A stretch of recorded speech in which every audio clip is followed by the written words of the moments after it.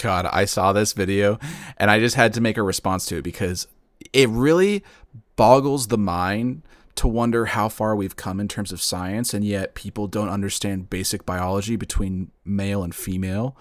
And it's so interesting. It truly is so interesting to see people struggle to wrap their mind around the concept because they've been fed this lie that men and women are the same, that they're interchangeable, that you can go from one to the other and then back again and then back again.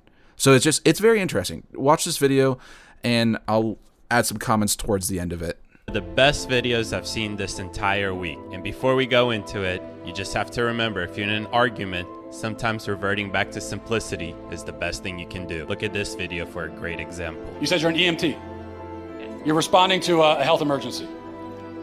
Biological male, somebody with a penis, is having a medical emergency. And they say to you, I think I'm having a miscarriage. Would you check them to see if they're having a miscarriage? Would you consider that a possibility for them?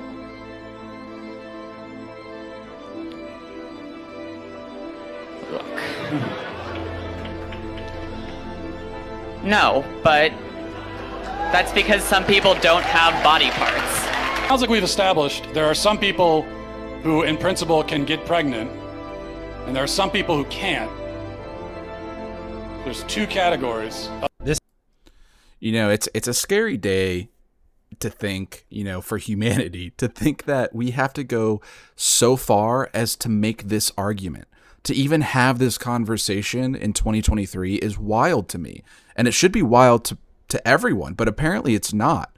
Apparently it's not common to think this way, right? The mainstream media, the mainstream corporations, everyone who seems to be on the left seems to have this concept that you can just say something and it becomes reality. Also, I love this still frame that I just paused on.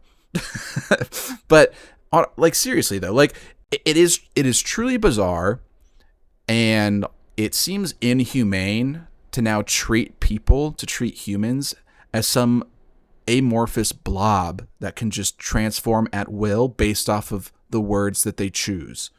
And my whole point really about this channel, about me talking about this stuff and me trying to be more honest, is basically to be more honest with myself about a lot of these topics.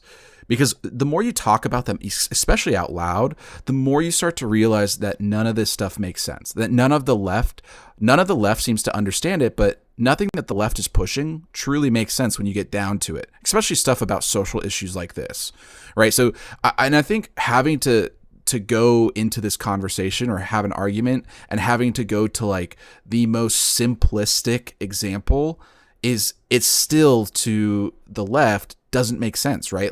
The pause that person had, the pause and the hesitation to answer that question honestly, it should be a clear indicator of where their true intentions lie.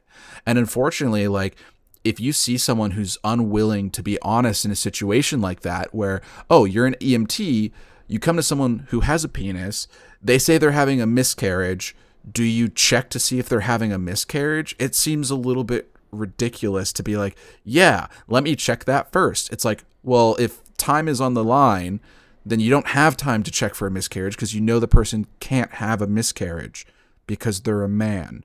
So this is how far we've come in terms of having to explain the most simplistic aspects of biology to people on the left, where they say and they claim to be the party of science, and yet we see nothing of the kind from them ever. We see nothing from them that resembles science at all.